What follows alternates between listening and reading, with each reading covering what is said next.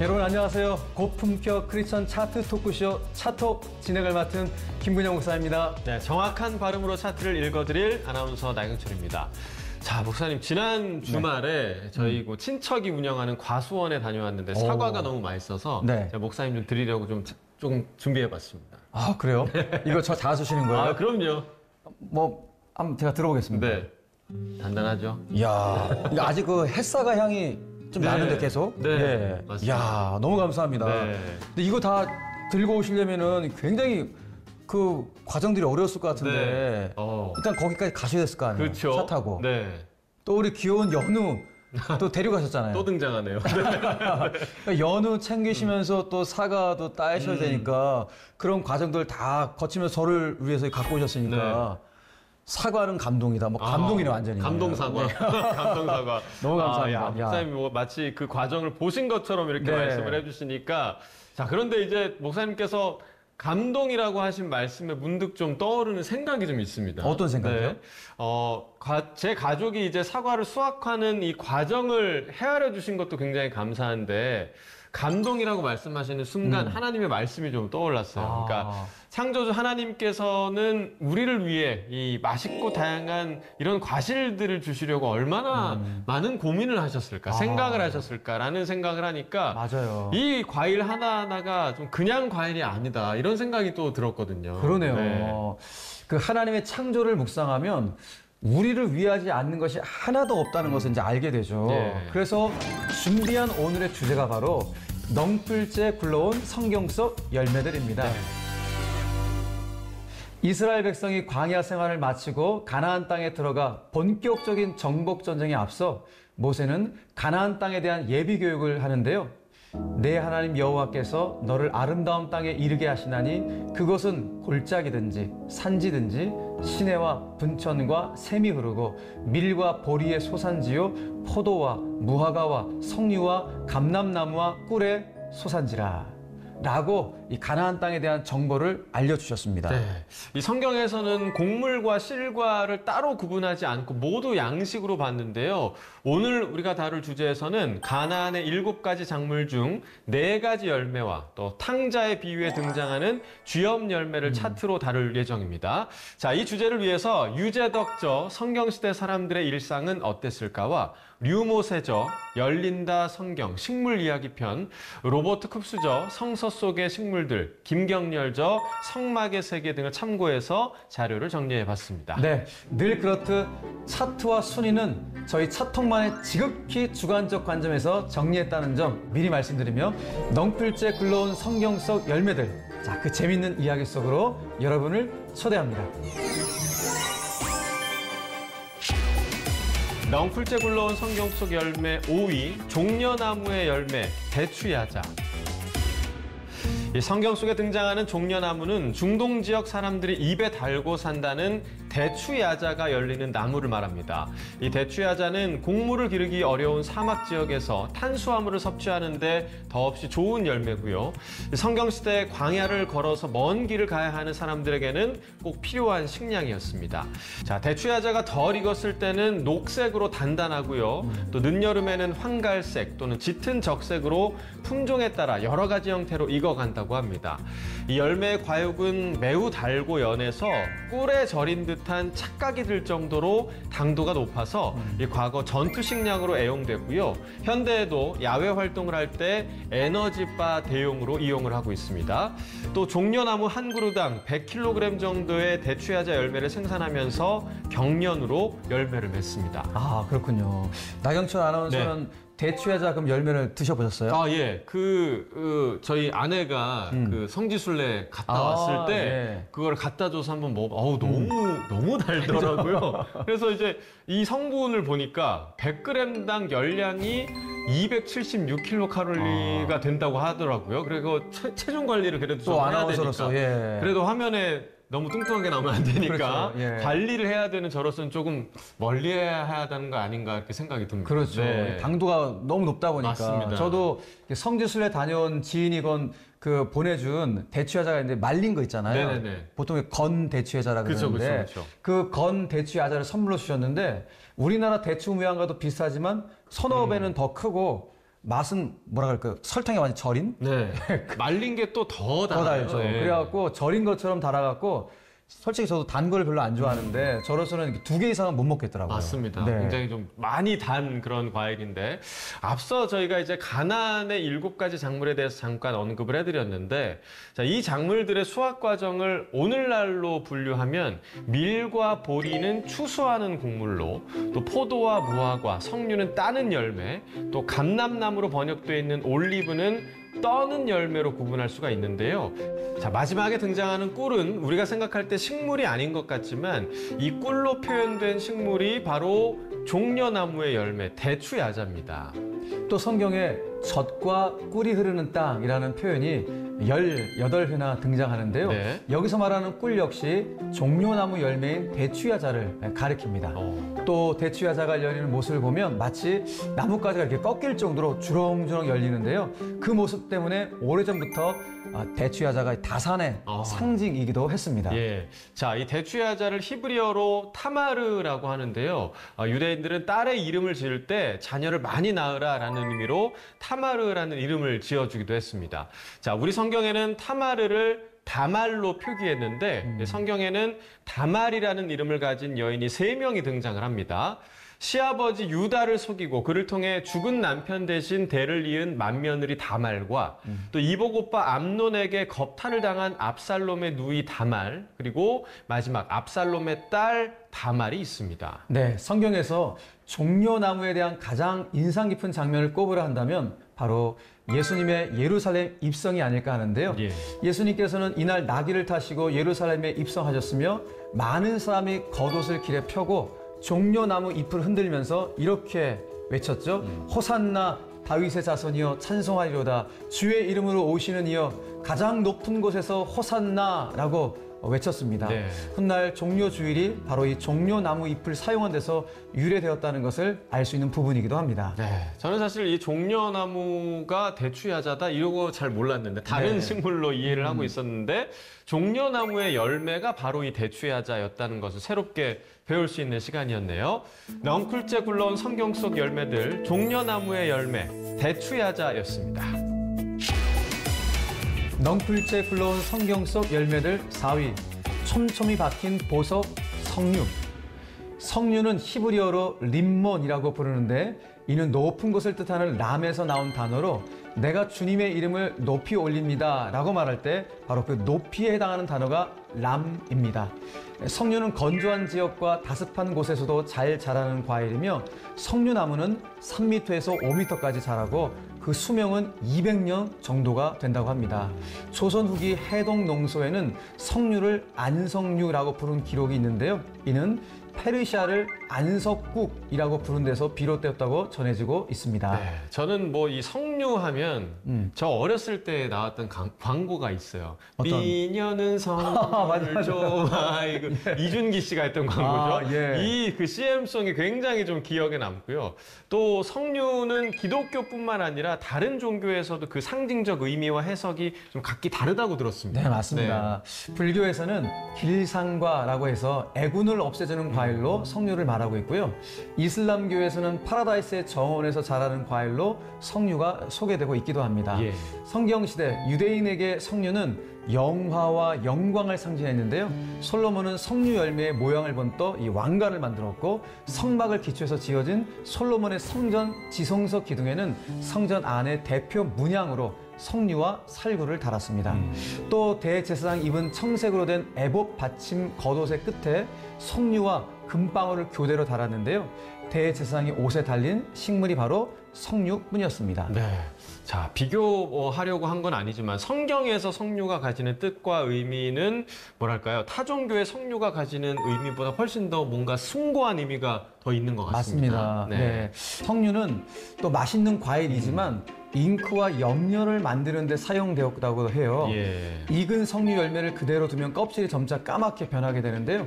당시 서기관들은 이것을 태워서 토라를 기록하는 잉크 재료로 사용했다고 합니다. 그렇군요. 자, 좀 의미가 상반되긴 하는데 우리 군대에서 이렇게 던지는 연습했던 수류탄 있잖아요. 수류탄, 네. 수류탄이 석류로부터 기원했다는 사실 혹시 알고 계신가요? 그래요? 네.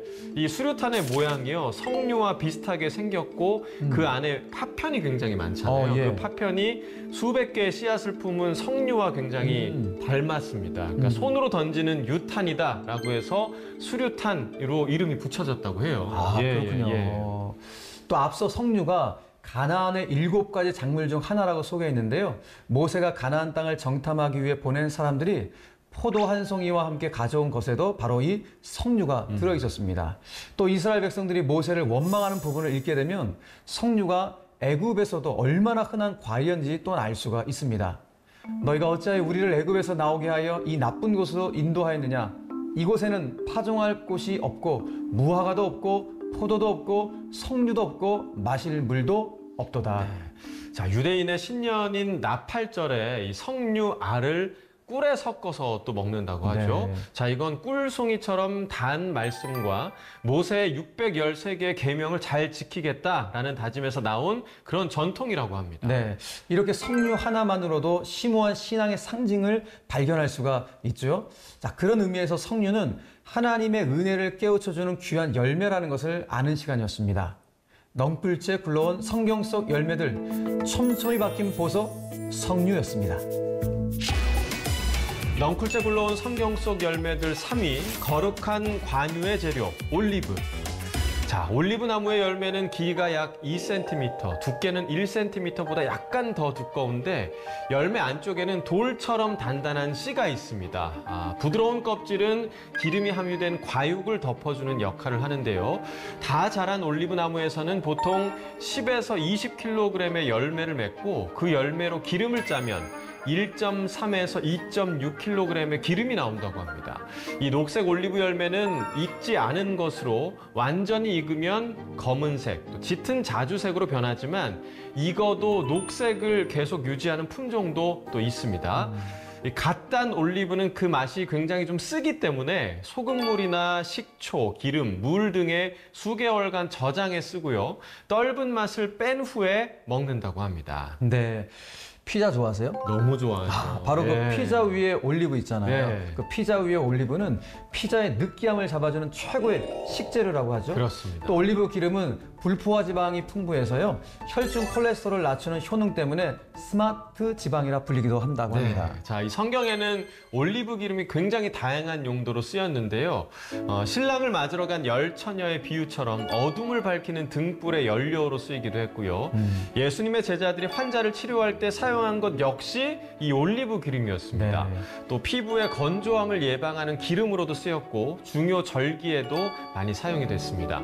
예언자와 제사장이 될 인물에게도 올리브 기름을 부었고요. 또 왕에게도 제사장과 예언자가 올리브 기름을 붓기도 했습니다. 출애굽기 30장 22절에서 25절 말씀에 너는 제일 좋은 향품을 취하되 순수한 모략을 500세겔, 향기로운 육개를 그 절반은 250세겔, 향기로운 향초 줄기를 250세겔, 계피를 500세겔 이렇게 성소세겔로 취하고 올리브 기름 한 흰을 취하여라. 너는 향을 제조하는 법을 따라 이 모든 것을 잘 섞어서 성별하는 기름을 만들어라. 이것이 성별하는 기름이 될 것이다 라고 하나님께서는 모세에게 이 관유 제조법에 대해서 말씀하고 있습니다. 예. 자, 이렇게 만들어진 관유는 성물뿐 아니라 아론과 그 아들들에게 발라 거룩하게 하고 제사장 직분을 행하게 했습니다. 네. 자, 이 올리브를 수확할 때는 여인과 아이들이 모두 힘을 합쳤는데요. 먼저 열매를 따기 전에 옷이나 천을 바닥에 넓게 이렇게 펼칩니다. 네. 그리고 긴 막대기로 가지를 치거나 또 흔들어서 올리브 열매를 떨어뜨리는 거죠. 다른 농작물과 마찬가지로 올리브 역시 모세의 율법에 따라서 가난한 사람들을 위해서 일부는 남겨둬야 했습니다. 이스라엘에서 올리브 기름을 짜는 것은 크게 두 단계로 나뉘었습니다. 하나는 올리브 열매를 이렇게 부수는 단계고요. 네. 다음은 부순 열매를 바구니에 넣어 무게추나 나사 등을 이용하여 짜는 단계인데요. 자, 이 두 번째 단계에서 4번에 걸쳐 기름을 짰다고 합니다. 처음 짠 기름은 성전의 촛대를 밝히고 왕과 대제사장에게 기름을 부을 때 사용했고요. 두 번째 짠 기름은 가정에서 식용으로, 세 번째 짠 기름은 등잔을 밝히거나 화장품과 약품으로 사용했고요. 마지막 네 번째 짠 기름은 잿물을 부어 비누를 만들었다고 합니다. 네. 자, 예수님이 십자가에 달리시기 전날 성만찬 후에 가신 곳이 감람산, 즉 올리브산으로 올라가서 기도를 하시는데 이 올리브산 서쪽 중턱에 있는 동산이 겟세마네인데 네. 이 지명의 뜻이 겟세마네의 뜻이 기름 짜는 틀이라고 합니다. 맞습니다. 예. 네. 예수님은 돌아가시기 전날이죠. 마치 올리브 기름을 짠 듯한 마음으로 예수님께서 그렇게 기도를 하셨을 것 같습니다. 그래서 누가복음의 저자인 누가는 이런 예수님의 모습을 보고 예수께서 힘쓰고 애써 더욱 간절히 기도하시니 땀이 땅에 떨어지는 핏방울 같이 되더라라고 묘사를 하고 있습니다. 무거운 무게추를 단계마다 하나씩 올려서 4번 올리브 기름을 짜듯이 예수님은 최후의 한 방울도 남지 않은 찌꺼기가 될 때까지 그렇게 기도를 하셨던 겁니다. 올리브 찌꺼기를 땔감으로 사용하듯이 예수님께서는 자신의 온몸을 십자가 위에서 온전히 불태워 주셨습니다. 사실 저 올리브 굉장히 좀 좋아하거든요. 네, 그러니까 저도 피자와 좋아합니다. 뭐 샐러드에 그런 뭐 토핑이나 또 반찬 정도로 알았던 이 올리브가 네. 예수님의 마지막 비유의 열매였다는 사실에 굉장히 좀 마음이 좀 숙연해지고요. 네. 올리브를 좀 다시 보게 되는 그런 그렇죠. 시간이었습니다. 네. 자, 넝쿨째 굴러온 성경 속 열매들, 거룩한 관유의 재료 올리브였습니다. 넝쿨째 굴러온 성경 속 열매들 2위. 탕자는 왜 주염 열매를 먹었을까? 콩과에 속하는 주염나무는 이스라엘을 포함해 키프로스, 튀르키예 등 지중해 지역에서 자라는 나무로 올리브 나무만큼이나 이스라엘에서 흔히 볼 수 있는 나무입니다. 한국에서 자생하는 주염나무와 열매의 생김새가 비슷해 같은 식물로 생각하기 쉬우나 전혀 다른 식물이며 주염나무의 열매는 히브리어로 하루브, 영어로는 캐롭이라 부릅니다. 주염나무의 열매는 30cm 정도 길이의 콩꼬투리 속에 둥글납작한 모양으로 들어 있습니다. 성경시대의 주염 열매는 가축의 사료였으나 가난한 사람들이 보릿고개를 버틸 수 있는 최후의 식량이었습니다. 네, 자 사실 쥐염 열매는 돼지의 밥으로 통하는 식물입니다. 네. 그 이유는 바로 이 탕자의 비유 때문인데요.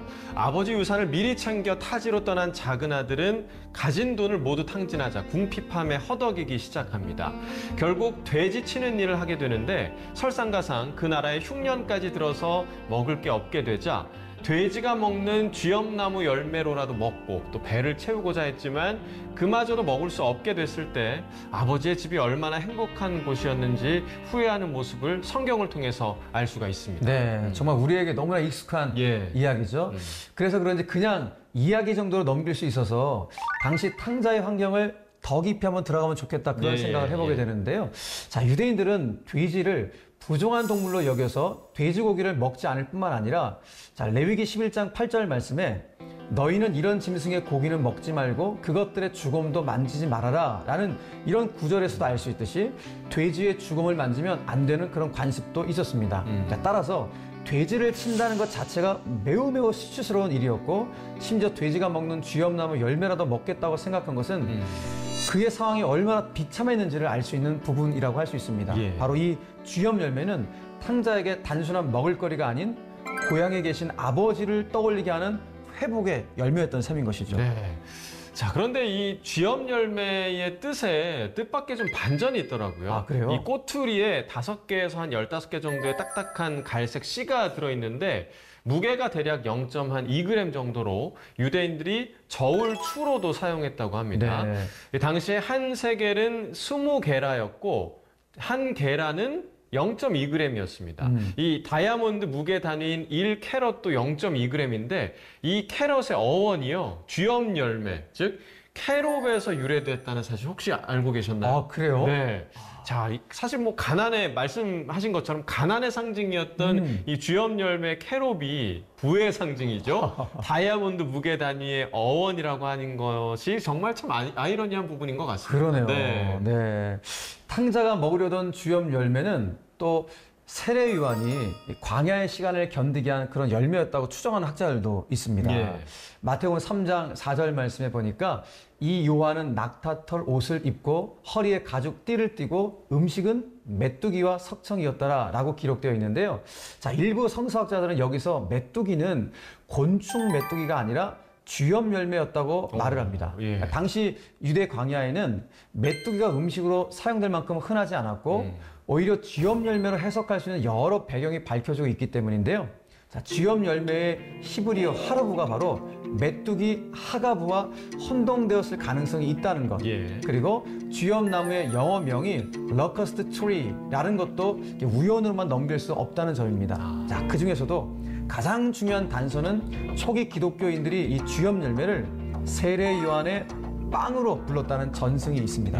네, 실제로 쥐염 열매는 말려서 보관할 수 있고 당분과 단백질이 많아 광야에 아주 알맞는 양식이었다고 합니다. 네. 그러니까 사실 돼지의 밥으로 치부됐던 쥐염 열매가 네. 이렇게 좀 사연 많은 열매인 줄은 처음 듣게 됐습니다. 네. 자, 넝쿨째 굴러온 성경 속 열매들, 탕자는 왜 쥐염 열매를 먹었을까? 였습니다. 넝쿨째 굴러온 성경 속 열매들 1위, 이스라엘 사람들에게 아주 특별한 포도. 이스라엘에서는 보리와 밀을 추수하고 나면 얼마 지나지 않아서 포도를 수확하는 시기가 찾아옵니다. 보통 6월부터 시작해서 늦게는 9월까지 계속 수확하는 포도는요, 이스라엘 사람에게 과실수 이상의 의미를 가지고 있습니다. 자, 시편 80편 8절의 말씀, 주께서 한 포도나무를 애굽에서 가져다가 열방을 쫓아내시고 이를 심으셨나이다와 이사야 5장 1절에서 5절의 말씀의 내용이죠. 이스라엘은 하나님이 직접 돌보는 포도나무라고 노래할 정도로 유대인에게는 굉장히 의미가 큰 과일입니다. 아, 그렇군요. 그럼 나경철 아나운서는 어떻게 포도 좋아하세요? 뭐 너무 좋아합니다. 거의 뭐 계속 이렇게 한 송이는 한 번에 다 먹을 정도로 그렇군요. 네, 좋아합니다. 제가 아는 목사님은 1일 1포도 하는 목사님이에요. 정말요? 예. 네. 자, 이 포도를 유대인들은 어떻게 먹었는지 한번 알아볼 필요가 있을 것 같은데요. 네. 자, 포도를 그냥 먹거나 올리브 기름을 발라서 뜨거운 햇볕에 무화과처럼 말려두었다가 겨울에 먹었다고 합니다. 예. 또 집을 오래 떠나 여행을 하거나 목축할 때도 비상식량처럼 건포도를 가지고 갔다고 하죠. 또 이 포도를 은근한 불로 달여서 잼을 만들어 먹거나 찬물에 타서 음료수처럼 또 마시기도 했다고 합니다. 이 여러 가지 좀 레시피가 나오네요. 좀 한번 좀 만들어 봐야겠고. 자, 그래도 이제 성경에 포도하면 이 포도주 빼놓을 수가 없잖아요. 그렇죠. 이 네. 수확한 포도를 물로 씻은 뒤에 남녀가 포도주 틀에서 발로 밟았다고 합니다. 자, 그렇게 되면 포도 껍질은 그대로 남고요. 이 즙만 패인 홈을 따라서 움푹한 곳으로 모여드는데 이 신선한 포도즙을 퍼내서 깨끗한 천으로 거르고요. 네. 항아리와 가죽 부대에 담아서 밀봉을 하면 발효가 시작이 되는 거죠. 자, 이때 생기는 가스 때문에 낡은 가죽 부대가 터지기도 했다고 합니다. 그래서군요. 그래서 예수님께서 마가복음 2장 22절에서 이런 말씀 하셨잖아요. 예. 새 포도주를 낡은 가죽 부대에 넣는 자가 없나니 만일 그렇게 하면 새 포도주가 부대를 터뜨려 포도주와 부대를 버리게 되리라. 예. 오직 새 포도주는 새 부대에 넣느니라 하시니라. 이렇게 비유를 말씀하신 이유가 바로 여기 있었네요. 네. 근데 저는 이 말씀을 들을 때마다 포도주 왠지 이렇게 연식이 오래된 게 좋다고 하잖아요. 그래서 오래된 게 좋지 않냐 생각을 했었는데 이 비유의 의미는 좀 뭔가요? 일단 이 비유의 말씀은 포도주의 핵심이 있는 것이 아니라 가죽 부대에 초점이 있어요. 가죽 부대에. 하나님께서 시내산에서요, 모세에게 주신 율법 있잖아요. 그러니까 율법을 비유로 들자면은 마치 신축성 있게 융통성 있는 그런 새 가죽 부대로 율법을 주신 것이거든요. 예. 그런데 바리새인들은 그들이 지키려 했던 율법은 뭐라 그럴까, 너무나도 경직되고 융통성이 없는 그런 헌 가죽 부대와 같은 그런 모습이었기 때문에 네. 예수님께서는 바리새인의 그런 율법을 책망하시고 하나님이 원래 주신 그 본래의 율법으로 돌아갈 것을 가르치시기 위해서 이 비유를 하신 것이죠. 그렇군요. 자, 이 고대의 포도 농사는요, 극진한 보살핌과 투자가 필요한 일이었습니다. 자, 그 이유는 잠시라도 소홀히 하게 되면 포도원이 금세 황폐해졌기 때문인데요. 이스라엘 사람들은 하나님의 극진한 보호라고 말할 때 항상 두 가지 이미지를 떠올립니다. 자, 첫 번째는 맹수를 막고자 양의 문에서 자지 않고 양들을 지키는 목자. 네. 또 두 번째는 도둑과 맹수의 침입을 막고자 망대에서 자지 않고 이 파수꾼처럼 지키는 포도원직인데요. 이 두 가지 역할에 대한 이미지는 하나님의 극진한 보호, 또 밤에도 졸지 않으시는 하나님을 상징하곤 합니다. 네. 이처럼 포도는 이스라엘의 영적 어떤 특권을 상징한다고 보는 것이 맞겠습니다. 또한 성경의 많은 비유나 은유적 표현들은 포도나무나 포도열매 혹은 포도주 등과 관련되어 있어 성경에서 가장 많이 언급하는 식물입니다. 넝쿨째 굴러온 성경 속 열매들, 이스라엘 사람들에게 아주 특별한 포도였습니다. 자, 세상의 모든 주제를 차트로 이야기해보는 고품격 크리스천 차트 토크쇼 차톡. 오늘은 넝쿨째 굴러온 성경 속 열매들에 대해서 알아봤는데요. 자, 목사님 오늘 진행하면서 어떤 걸 좀 느끼셨나요? 오늘 열매 이야기 했잖아요. 네네네. 그러니까 성경 속 열매들을 쭉 살펴보니까 열매들도 다 저마다 의미 있게 사용되고 있다는 것을 알게 되었어요. 네. 그래서 저도 이 목회하면서 정말 하나님께서 필요한 열매 같은 존재로서 목회를 해야겠다. 그리고 많은 목회적 열매들, 또 영혼을 구원하는 열매들을 좀 거뒀으면 좋겠다. 이런 기도의 제목들을 또 갖는 그런 시간이었습니다. 네. 자, 작은 열매 하나에도 정말 많은 의미를 두신 하나님의 말씀에 저희가 또 한 번 감동을 하면서 저 역시 하나님의 필요한 그런 열매가 되어야겠다는 생각을 해보게 됩니다. 자, 고품격 크리스천 차트 토크쇼 차토. 저희는 다음 주에도 흥미롭고 더 재밌는 차트로 돌아오겠습니다. 시청자 여러분, 다음 주에 꼭 다시 만나요.